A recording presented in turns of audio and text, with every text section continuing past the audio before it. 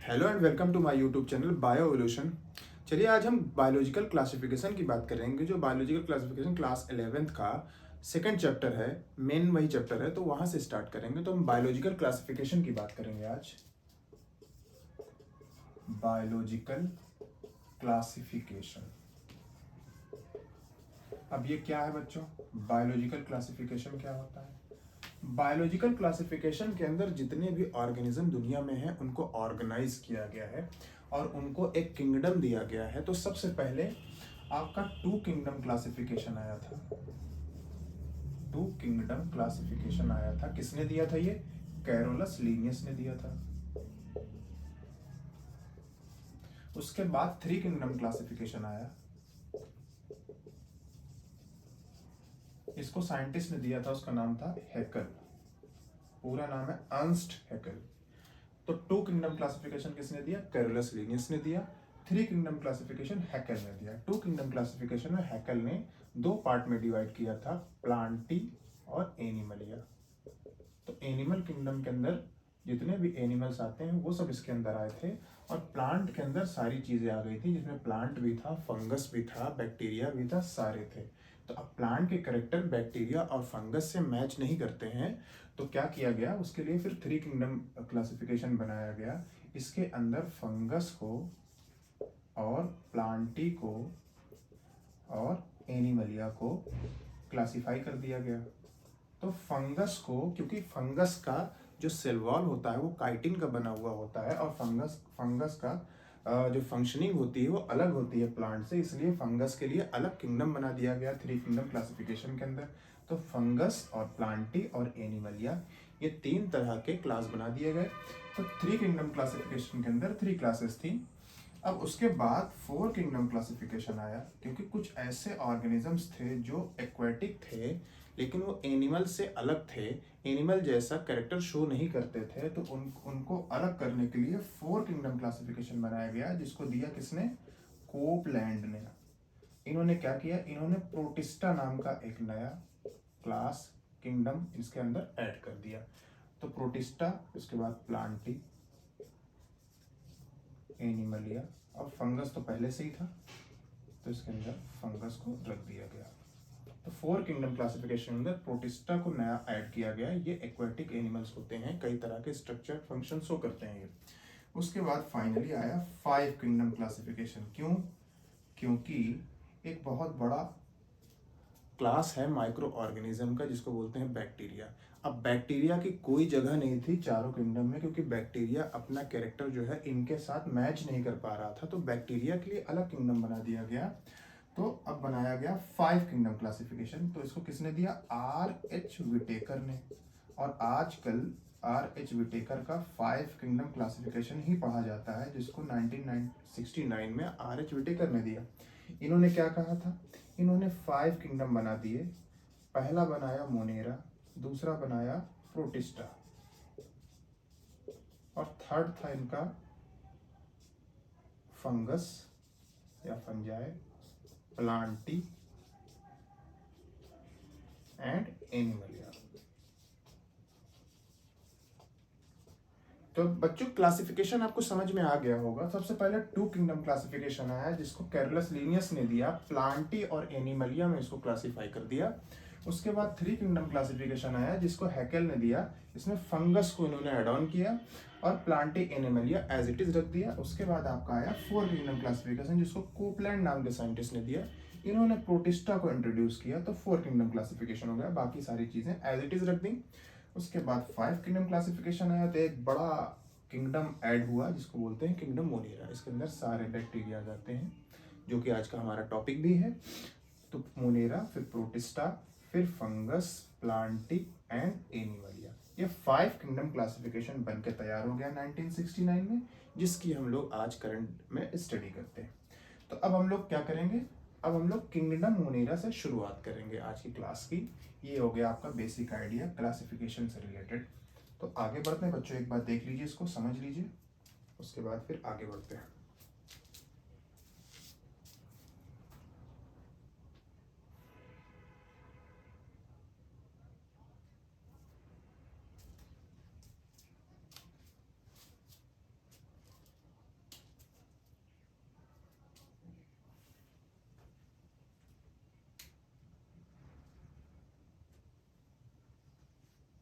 चलिए देख लिया आपने बच्चों, इसको समझ लीजिएगा ठीक तरीके से, और आप इस लेक्चर को पॉज करके इसको देख सकते हैं दोबारा। अब हम लोग आगे बढ़ते हैं, हम लोग आते हैं किंगडम मोनेरा के अंदर डायरेक्ट, और मोनेरा को हम लोग 15 मिनट से 20 मिनट के बीच में इस तरीके से कंप्लीट करेंगे कि अच्छी तरीके से मोनेरा आपका कंप्लीट भी हो जाए और किसी तरीके का कोई डाउट भी ना रह जाए। तो ये आपका 11th क्लास के लिए और नीट के लिए और फाउंडेशन के लिए ये आज मोनेरा रेडी हो जाएगा, सारे क्वेश्चन लगभग इससे हो जाएंगे। तो हम लोग चलते हैं किंगडम मोनेरा की तरफ। किंगडम मोनेरा किसने भी पढ़ा होगा अभी तक मोनेरा के बारे में, क्या होता है मोनेरा, बहुत सारी चीज़ें लोग पढ़ते आए हैं। अब आज मोनेरा के बारे में हम कुछ पॉइंट्स आपको बता देते हैं जो आपके फिंगर टिप पे आ जाएंगे और आपको याद रहेगा। तो किंगडम मोनेरा के अंदर आपको 4 चीज़ें याद रखनी है। इसके अंदर all bacteria are placed in monera, एक चीज हो गई। दूसरी चीज ऑल आर प्रोकैरियोट्स, ठीक, 2 चीजें हो गई। Third all are unicellular organism, ठीक, और चौथा रिप्रोड्यूस एसेक्सुअली, रिप्रोड्यूस्ड एसेक्सुअली। इसका मतलब ये हुआ कि किंगडम मोनेरा के अंदर जितने भी बैक्टीरिया या कोई अदर ऑर्गेनिज्म आता है वो कभी भी प्रोकैरियोटिक हमेशा होगा, कभी भी यूकैरियोटिक नहीं होगा।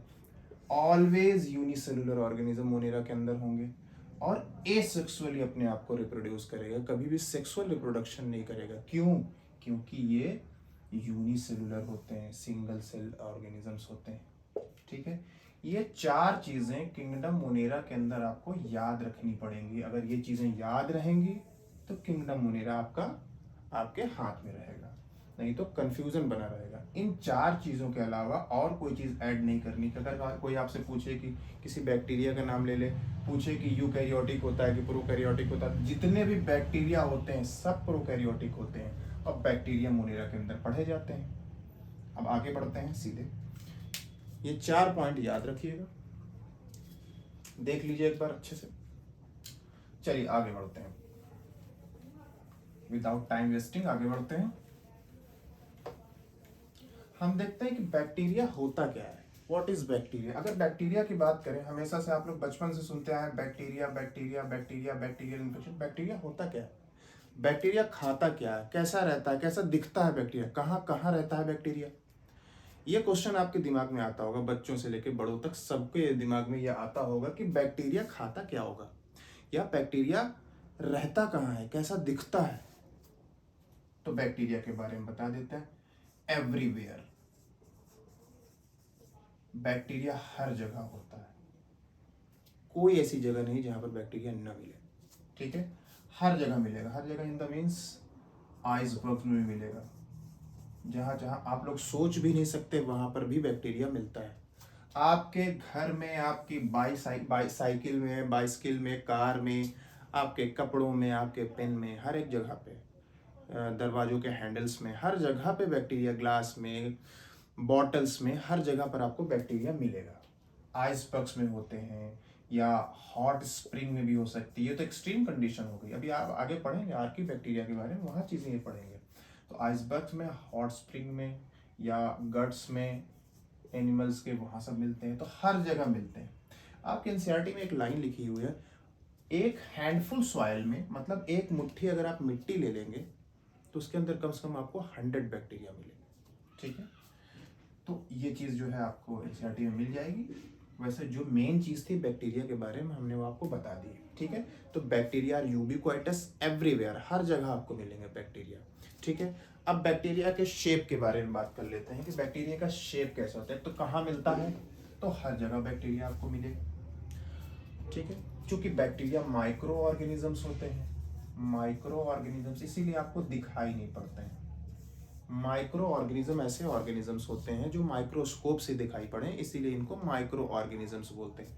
बैक्टीरिया तो होता है, इसके अलावा और भी सारे ऑर्गेनिज्म होते हैं, जैसे कि प्रोटोजोवंस, जैसे कि fungus, some plants, unicellular plant like algae वगैरह, ये सब माइक्रो माइक्रोस्कोप से ही देखे जाएंगे। तो bacteria is a micro, most abundant micro organism in the world are bacteria. ठीक है, अब शेप ऑफ बैक्टीरिया की बात करते हैं। शेप, बैक्टीरिया का शेप कैसा होता है, कैसा दिखाई पड़ेगा? अगर माइक्रोस्कोप लगाकर आप देखेंगे बैक्टीरिया को, तो बैक्टीरिया दिखाई कैसा पड़ेगा? तो बैक्टीरिया के 4 स्पेशल केसेस होते हैं। एक होता है पहला कॉक्सी, ये कॉक्सी कैसे होते हैं? स्फेरिकल शेप होते हैं। दूसरा कैसा होता है आपका? रॉड बैसिलस, बैसिलस को बोलते हैं रॉड शेप्ड। थर्ड आपका होता है विब्रियो। अब बहुत अच्छी तरीके से समझने की कोशिश करिए कि पॉइंट आपको समझ में आ जाएगा बहुत आसानी से। 11th फाउंडेशन प्लस नीट सबके लिए फायदेमंद होने वाला चैप्टर। नॉर्मली कोई भी देख सकता है इस लेक्चर को, बैक्टीरिया के बारे में अगर समझना चाहे तो इजीली क्लियर हो जाएगा बैक्टीरिया। विब्रियो, विब्रियो कैसा होता है? कॉमा शेप्ड होता है। बहुत ही लूसिड लैंग्वेज में समझाने की कोशिश करें, बहुत ही आसान लैंग्वेज में कि सब कुछ क्लियर हो जाए। थर्ड है आपका स्पाइरिलम, ये कैसा होता है बेटा? स्पाइरल शेप्ड, स्पाइरिला जिसको बोलते हैं। स्फेरिकल कैसा दिखेगा बैक्टीरिया? ऐसा दिखेगा। रॉड शेप कैसा दिखेगा? इस तरीके से दिखेगा, रॉड की तरह। कॉमा शेप्ड, सुना होगा आपने, कॉक्सी, स्ट्रेप्टोकोकस निमोनिया का बैक्टीरिया कॉक्सी, तो निमोनिया का बैक्टीरिया ऐसा स्फेरिकल दिखता होगा। बैसिलस, लैक्टोबैसिलस, लैक्टोबैसिलस मिल्क को कर्ड में चेंज करता है, रॉड शेप दिखाई पड़ेगा आपको माइक्रोस्कोप से देखने पे।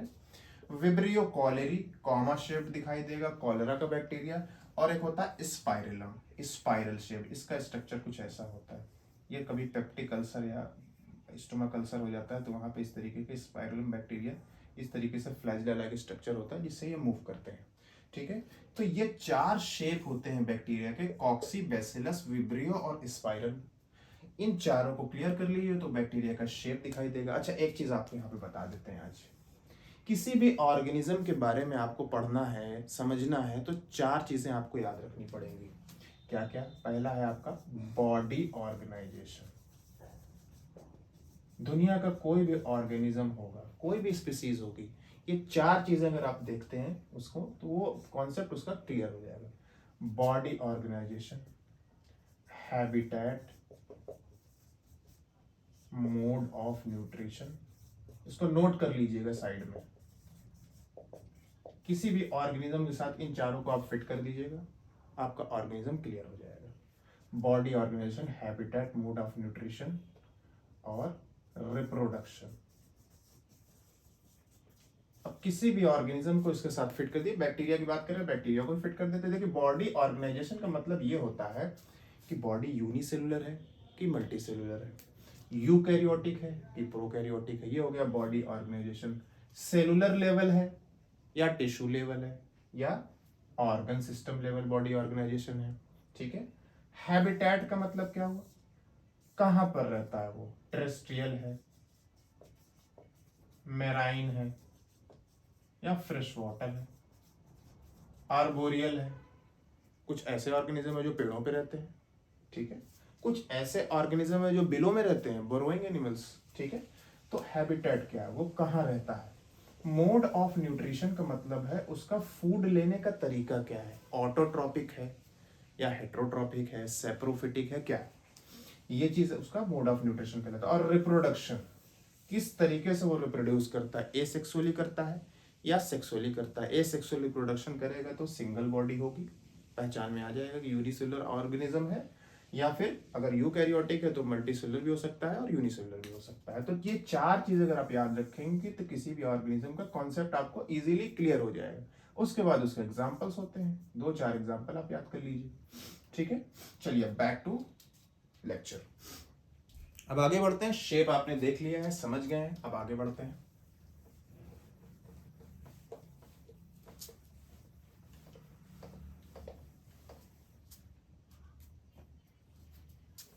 अब देखिए बैक्टीरिया की कैटेगरी कैसी होती है, कौन कौन से टाइप के बैक्टीरिया होते हैं। तो आपका एक होता है आर्की बैक्टीरिया, एक होता है आपका यू बैक्टीरिया। 2 कैटेगरी में बैक्टीरिया को कैटेगराइज किया गया है। विदाउट टाइम वेस्टिंग हम आगे बढ़ते हैं और आर्की बैक्टीरिया के बारे में देखिए। आर्की बैक्टीरिया के बारे में समझ लीजिए। आर्की बैक्टीरिया जो होते हैं वो कहाँ मिलते हैं? Most extreme and harsh condition में मिलेंगे।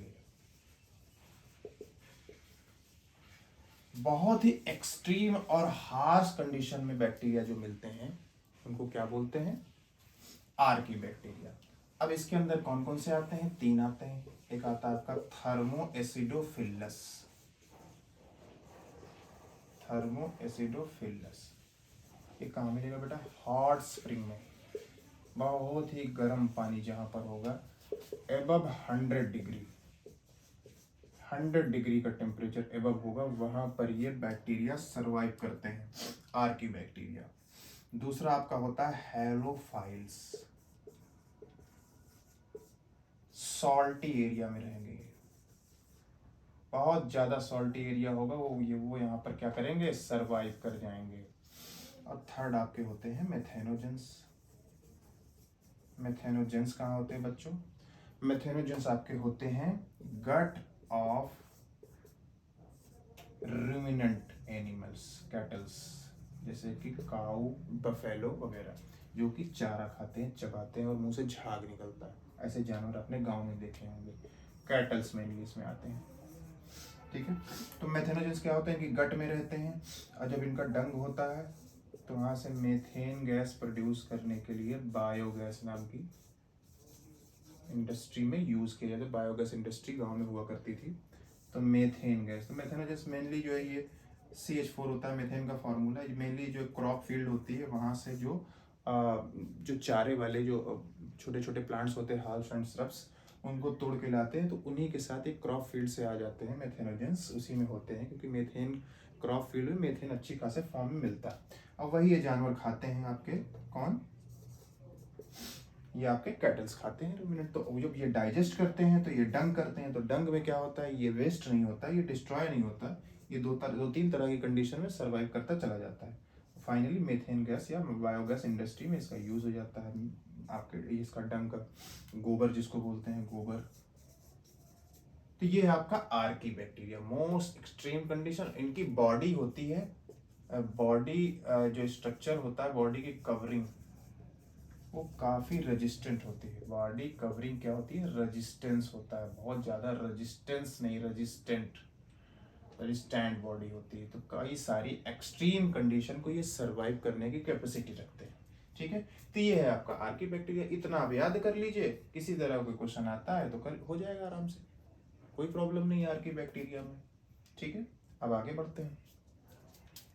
सो देख लीजिए एक बार, अब हम लोग चलते हैं यू बैक्टीरिया में। What is you bacteria?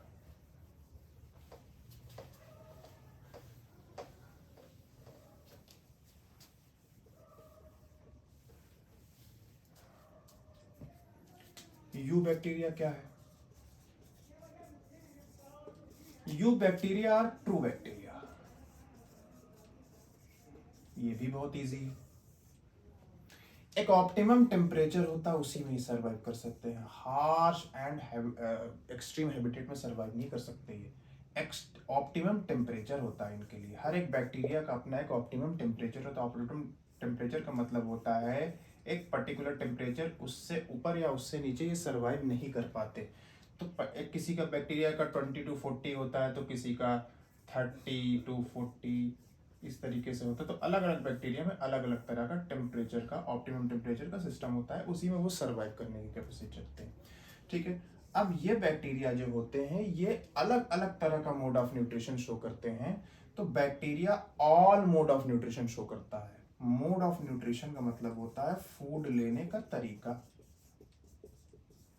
ठीक, तो ये ऑटोट्रॉपिक भी होते हैं, कुछ बैक्टीरिया ऑटोट्रॉपिक होते हैं, ऑटोट्रॉप्स, तो कुछ हेट्रोट्रॉप्स भी होते हैं।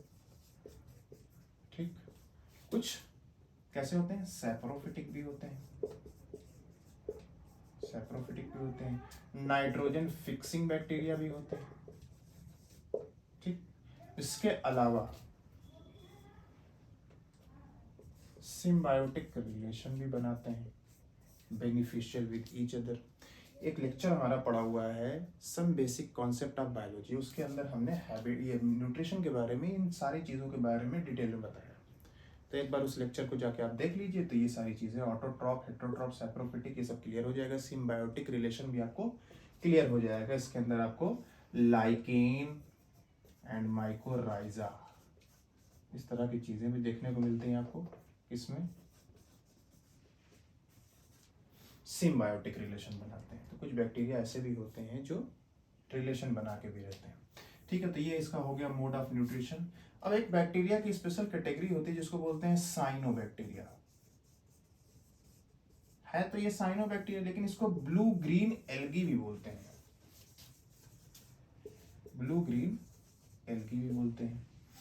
तो ब्लू ग्रीन एल्गी का मतलब क्या, ये एल्गी है? एल्गी तो प्लांट की कैटेगरी है। यूनिसेल्युलर एल्गी जो होती है वो होती है प्लांट की कैटेगरी।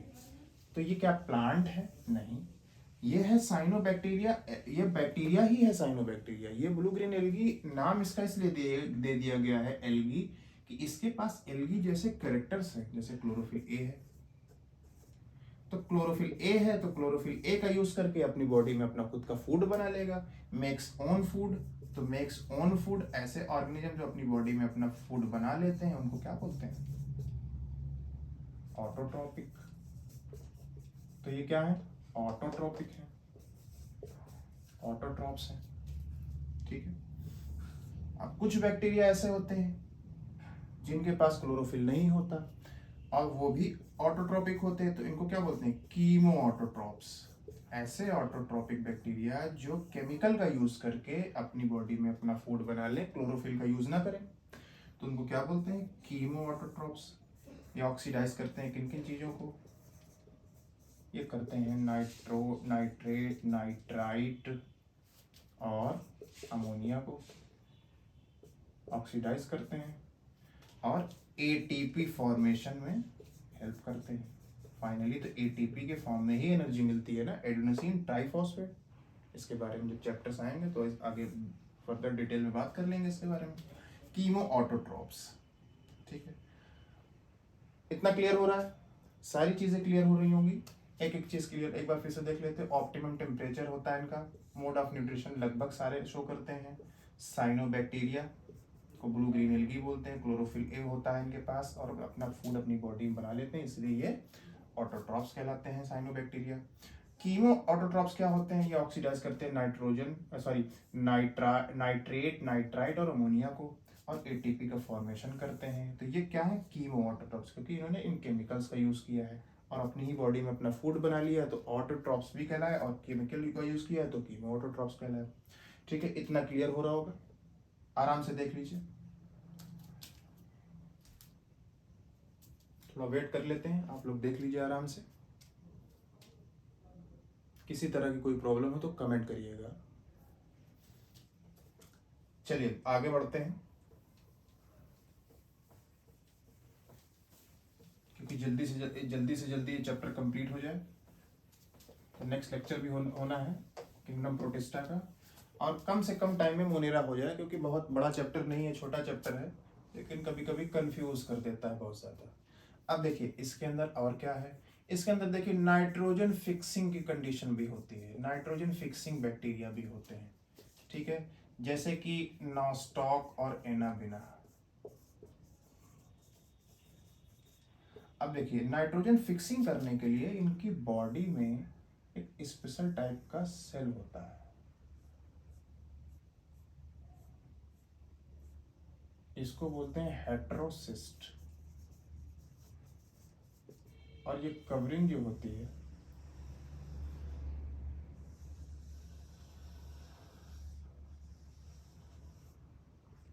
ये जिलेटिनस कवरिंग होती है, जिलेटिनस शीथ की कवरिंग होती है। तो हेटेरोसिस्ट क्या करता है? नाइट्रोजन को फिक्स करता है और क्या करता है? प्लांट को, देखिए प्लांट को नाइट्रोजन सबसे ज्यादा चाहिए, सबसे ज्यादा कंटेंट में प्लांट को नाइट्रोजन चाहिए। अब नाइट्रोजन फिक्सेशन होता क्यों है? क्योंकि नाइट्रोजन क्या होता है? गैसियस फॉर्म में एटमॉस्फेयर के अंदर होता है 78%। अब प्लांट को चाहिए नाइट्रेट के फॉर्म में, तो इस फॉर्म में तो प्लांट लेगा नहीं, इस फॉर्म में लेगा प्लांट। तो बैक्टीरिया क्या करते हैं, नाइट्रोजन को नाइट्रेट में चेंज कर देते हैं। इसको क्या बोलते हैं, नाइट्रोजन फिक्सेशन। नाइट्रोजन को फिक्स करते हैं एटमॉस्फेयर से प्लांट के लिए। तो प्लांट की रूट में ये रहेंगे, वहाँ पर नाइट्रोजन फिक्स करके प्लांट को दे देंगे नाइट्रेट के फॉर्म में, प्लांट उनको यूज कर लेगा। इसके बदले में प्लांट इनको शेल्टर प्रोवाइड करता है। तो एक तरह का सिम्बायोटिक रिलेशन भी हो गया, ठीक है। अब कुछ बैक्टीरिया ऐसे हैं आपके जो आपके उसमें फूड इंडस्ट्रीज में यूज होते हैं। बहुत सारी ऐसी इंडस्ट्रीज हैं जहाँ पर बैक्टीरिया का यूज होता है, जैसे कि मिल्क से कर्ड बनाना, मिल्क से कर्ड बनाना हो गया। कुछ एंटीबायोटिक्स बनाने में रोल प्ले करते हैं ये। ऑल टाइप ऑफ बहुत सारे प्रोसेस्ड फूड होते हैं, उसमें भी इनका यूज होता है बैक्टीरिया का, ठीक है। तो बैक्टीरिया का कई कई तरह के फूड इंडस्ट्रीज में यूज होता है, ठीक है। बहुत सारी ड्रग्स बनती हैं बैक्टीरिया से, एंटी बैक्टीरियल ड्रग भी बोलते हैं उनको, ठीक। इसके बाद और बैक्टीरिया के बारे में क्या, इसको देखिए एक बार। और बैक्टीरिया के बारे में क्या, हाँ, बहुत सारी डिजीज भी बैक्टीरिया कॉज करते हैं, तो पैथोजेनिक भी हो गया। Bacterias are pathogenic in nature. Pathogenic का मतलब होता है डिजीज कॉजिंग, ठीक। तो बहुत सारे ऐसे बैक्टीरिया भी जो होते हैं जो डिजीज को, ऐसा, हाँ, पैरासिटिक भी होते हैं बैक्टीरिया, पैरासिटिक भी होते हैं। किसी की बॉडी में जाकर रहना शुरू कर देना पैरासिटिज्म कहलाता है, मतलब किसी पूरी तरीके से उसके ऊपर डिपेंड हो जाना, इसको बोलते हैं पैरासिटिज्म। लेकिन जरूरी नहीं है कि डिजीज कॉज कर दे। अगर डिजीज कॉज करेगा तो पैरासिटिक पैथोजन कहलाएगा, अगर डिजीज कॉज नहीं करता है तो सिर्फ पैरासिटिक कहलाएगा, ठीक है। जैसे कुछ बैक्टीरिया हमारे इंटेस्टाइन में है लेकिन डिजीज कॉज नहीं करते, हमारी बॉडी में बस पड़े हुए हैं, रह रहे हैं, तो वो पैरासिटिक है। लेकिन कोई बैक्टीरिया हमारी बॉडी में आता है और डिजीज कॉज कर देता है तो उसको बोलते हैं पैथोजेनिक बैक्टीरिया, ठीक है। और रहने भी लगता है तो पैथोजेनिक पैरासिटिक बैक्टीरिया बोल देते हैं उसको, ठीक है। तो डिजीज कॉज करने वाले को पैथोजेनिक बैक्टीरिया बोलते हैं, ठीक है। तो पैथोजेनिक की तरह रोल प्ले करता है। तो प्लांट को भी और एनिमल को, दोनों को बैक्टीरिया डिजीज कॉज करता है। तो जैसे सिट्रस कैंकर, सिट्रस कैंकर एक डिजीज होती है। इस तरह की बहुत सारी प्लांट की डिजीज होती है जो बैक्टीरिया से होती हैं, ठीक है। एनिमल से, एनिमल में कौन कौन सी डिजीज होती हैं बैक्टीरिया से, टाइफॉइड, निमोनिया, टिटेनस, ईटीसी, और भी बहुत सारी होती हैं, ठीक है। कॉलरा भी होता है, बहुत सारी होती हैं। तो टाइफॉइड, निमोनिया, मतलब दो चार डिजीज आप जो है बैक्टीरिया से रिलेटेड, पैथोजेनिक बैक्टीरिया से रिलेटेड याद रखिएगा, ठीक है। कुछ एनिमल से रिलेटेड याद रखिएगा, कुछ प्लांट से रिलेटेड याद रखिएगा, उससे रिलेटेड कोई क्वेश्चन आ जाता है तो कर दीजिएगा, ठीक है। तो कहने का मतलब बैक्टीरियल डिजीज के नाम, प्लांट्स और एनिमल्स के आपको 4-4, 5-5 बैक्टीरियल डिजीज के नाम याद होने चाहिए, हमेशा के लिए काम आएगा। कुछ ना कुछ आता रहता है बैक्टीरिया से रिलेटेड, ठीक है। इतनी सारी बातें हो गई बैक्टीरिया के बारे में। अब बैक्टीरिया का रिप्रोडक्शन देख लेते हैं, ठीक है। अब देखिए ये सारे पॉइंट्स कवर हो रहे हैं यहाँ पे। बॉडी ऑर्गेनाइजेशन कैसा है, यूनिसेलुलर प्रोकैरियोटिक, हैबिटेट कैसा है बैक्टीरिया का, एवरीवेयर है, तो टेरेस्ट्रियल, मैराइन, फ्रेश वाटर की बात ही खत्म हो गई, हर जगह मिलेंगे ये, आइसबर्ग्स में मिलेंगे। मोड ऑफ न्यूट्रिशन भी आपने देख लिया, कई तरह का इनके पास, ऑटोट्रोपिक, हेटरोट्रोपिक, सेप्रोफिटिक, सिम्बायोटिक, हर तरह का, नाइट्रोजन फिक्सिंग भी है। अब लास्ट वाला जो पॉइंट है वो रिप्रोडक्शन है, अब उसकी बात करेंगे। रिप्रोडक्शन बैक्टीरिया का कैसा होता है,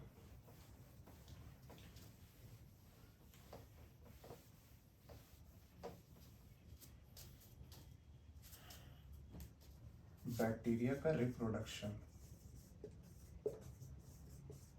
चूंकि बैक्टीरिया यूनिसेलुलर ऑर्गेनिज्म है तो अपने आप को रिप्रोड्यूस करेगा एसेक्सुअली और 2 डॉटर बैक्टीरियाज बना लेगा, इसको बोलते हैं बाइनरी फिजन।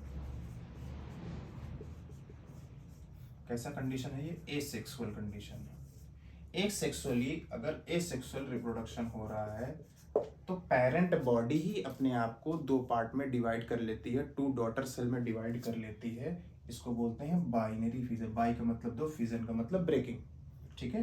तो 2 डॉटर सेल में चेंज हो जाता है। बैक्टीरिया यूनिसेलुलर होते हैं तो अपनी बॉडी को 2 पार्ट में ब्रेक कर लेते हैं, 2 डॉटर सेल बना लेते हैं।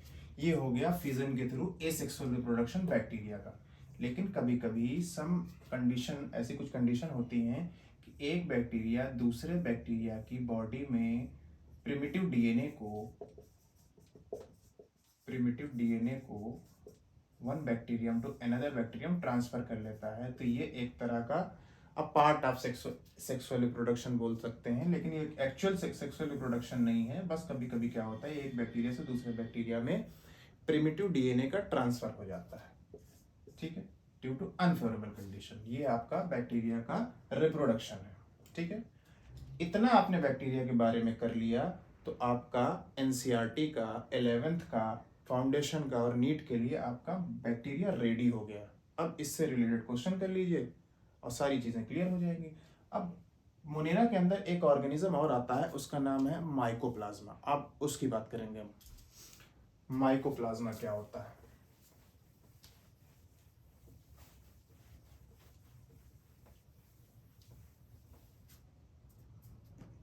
माइकोप्लाज्मा कंप्लीट कर लेते हैं आज। देखिए माइकोप्लाज्मा क्या होता है, ये भी यूनिसेलुलर ऑर्गेनिज्म ही है, क्योंकि मोनेरा के अंदर आ रहा है, यूनिसेलुलर है और प्रोकैरियोटिक है। कोई इसमें शक होगा नहीं है कि कोई अगर कोई भी कुछ कहता है तो इस कॉन्सेप्ट से आप हिलेंगे नहीं। यूनिसेलुलर और प्रोकैरियोटिक होता है तो होता है, ठीक है। माइकोप्लाज्मा, इसको पीपीएलओ भी बोलते हैं, प्ल्यूरो निमोनिया लाइक ऑर्गेनिज्म, इसका पूरा नाम है। माइकोप्लाज्मा के बारे में सारे पॉइंट्स याद रखिएगा। Unicellular prokaryotic PPLO, smallest cell भी है ये। आपकी बुक में ये मेंशन नहीं है लेकिन आपको मालूम होना चाहिए, स्मॉलेस्ट सेल ऑफ अर्थ, अर्थ की सबसे छोटी सेल है ये माइकोप्लाज्मा। बॉडी, हमारी बॉडी की सबसे छोटी सेल कौन सी है? स्पर्म सेल है। Largest cell of human body क्या है? ओवम है, ठीक है। वर्ल्ड की सबसे बड़ी सेल कौन सी है, मतलब largest cell of the world? Ostrich egg. Longest cell of the world? Vagus nerve of giraffe, जो कि उसके नेक में होती है। Longest nerve in human being, nerve cells, ठीक है। तो इस तरह के छोटे छोटे बेसिक क्वेश्चंस को आप तैयार करते रहें, जो कि काम आएगा। कभी कभी क्वेश्चंस आ जाते हैं एमसीक्यू के फॉर्म में। अब देखिए माइकोप्लाज्मा का क्या है, माइकोप्लाज्मा पैथोजेनिक होता है सिर्फ, ठीक है। मोड ऑफ न्यूट्रिशन आपने बैक्टीरिया में देखा था, कई तरह के मोड ऑफ न्यूट्रिशन, लेकिन माइकोप्लाज्मा क्या होता है? सिर्फ पैथोजेनिक नेचर का होता है। और ये एनिमल और प्लांट दोनों को बीमारी कॉज करता है। एनिमल को भी डिजीज कॉज करेगा और प्लांट को भी करेगा, ठीक है। और इसके बारे में दो चीजें देख लेते हैं। विदाउट सेल वॉल होता है, सेल वॉल नहीं तो बैक्टीरिया में सेल वॉल होती है बेटा। ये चीज हमने शायद आपको मेंशन नहीं की है, यहीं पर बता देते हैं। बैक्टीरिया में सेल वॉल प्रेजेंट होती है। सेल मेम्ब्रेन दुनिया की सारी सेल्स में होती है। सेल वॉल का मसला रहता है। सेल वॉल होती है बैक्टीरिया में किसकी बनी हुई? पेप्टिडोग्लाइकन की। इसको भी यहीं पर कंप्लीट कर लीजिए। और पॉलीसेकेराइड्स की भी बनी होती है साथ में, इसका भी मिक्सचर होता है, ठीक है। तो बैक्टीरिया की सेल वॉल होती है बेटा, याद रखना। अब बैक्टीरिया क्या होता है? मोटाइल भी होता है, कॉलोनियल भी होता है। मोटाइल होगा तो क्या होगा? बैक्टीरिया में फ्लैजला होगा। जैसे कि हम लोग मोटाइल हैं तो हमारे पास क्या है? हमारे पास फोर लिम्स और हाइंड लिम्स हैं, तो हमारे पास हाथ पैर हैं, उससे हम मूव कर रहे हैं। हमारा लोकोमोटरी ऑर्गन क्या है? हमारे लिम्स। इनके पास क्या है? हाथ पैर तो है नहीं, तो ये फ्लैजला से ही मूव करेंगे ना। तो अगर मोटाइल है बैक्टीरिया, अगर कहीं पर सॉलिटरी है, कहीं पर अटैच है, तो उसके पास उसको मोटाइल होने की जरूरत नहीं। नॉन मोटाइल है तो फिर फ्लैजला नहीं होगा, लेकिन फ्लैजला अगर मोटाइल है तो फ्लैजला होगा। फिलामेंटस भी होते हैं बैक्टीरिया, ठीक है। कॉलोनियल भी होते हैं। बहुत तरह का मोड ऑफ न्यूट्रिशन, बहुत तरह के जो है हैबिटेट ये शो करते हैं। तो बैक्टीरिया में याद रखिएगा सेल वॉल होती है पेप्टिडोग्लाइकन की बनी हुई, लेकिन माइकोप्लाज्मा की सेल वॉल नहीं होती। विदाउट सेल वॉल ये सर्वाइव करते हैं, लेकिन सेल मेम्ब्रेन होगी, ठीक है। और विदाउट ऑक्सीजन इनका सर्वाइवल है। विदाउट ऑक्सीजन सर्वाइव करने की कैपेसिटी बेटा माइकोप्लाज्मा रखता है, ठीक है। इतनी सारी चीज अगर माइकोप्लाज्मा के बारे में याद रही तो माइकोप्लाज्मा भी आपका कंप्लीट हो जाएगा। बैक्टीरिया जैसे कंप्लीट हो गया वैसे ही कंप्लीट हो गया। कितना आसान चैप्टर था, ठीक है। आराम से इसको बार बार रिवाइज कर करके इसको क्लियर कर लीजिएगा, ऐसे क्वेश्चन लगा लीजिएगा, कोई प्रॉब्लम नहीं होगी। तो देखिए अगर आप नीट के लिए प्रिपरेशन कर रहे हैं तो नीट का एक दायरा है, एक लिमिटेशन है, एनसीईआरटी, ठीक। आपको एनसीईआरटी बेस्ड स्टडी करनी है। लेकिन कभी कभी क्या होता है, क्वेश्चन फंसाने के लिए कुछ ऑप्शन में कुछ क्वेश्चन डाल दिया जाता है ऑप्शन बना दिया जाता है तो बच्चों को कंफ्यूजन है। तो थोड़ा सा आपको एनसीईआरटी के बियॉन्ड जाना है, तो ये जो आपका एरो एरो वाला एरिया है यहाँ तक भी जाना है, मतलब एनसीईआरटी के बियॉन्ड भी कुछ चीज़ें आपको देखनी है, ठीक है। तो ये चीज़ भी याद रखिएगा। तो एनसीईआरटी फिंगर टिप आती है, बुक आती है एमटीजी या किसी अलग किसी ब्रांड की आती है, उसमें एनसीईआरटी बेस्ड क्वेश्चन है, मैटर है, और थोड़ा बहुत कुछ चीज़ें एक्स्ट्रा दे दी गई हैं, 1-2 पॉइंट एक्स्ट्रा हर एक टॉपिक पे दिया गया है। तो एनसीईआरटी फिंगरप्रिंट अच्छी बुक है, उसको आप ले सकते हैं, एमटीजी की है शायद। तो इस टॉपिक को याद रखिएगा, इसको समझिए। तो इस तरीके से आपका किंगडम मोनेरा कंप्लीट हो जाता है। इसको बार बार रिवाइज करिए, अगर कोई डाउट आता है तो आप कमेंट कर सकते हैं, ठीक है। मिलते हैं नेक्स्ट लेक्चर में किंगडम प्रोटिस्टा में, तब तक के लिए ओके, थैंक यू।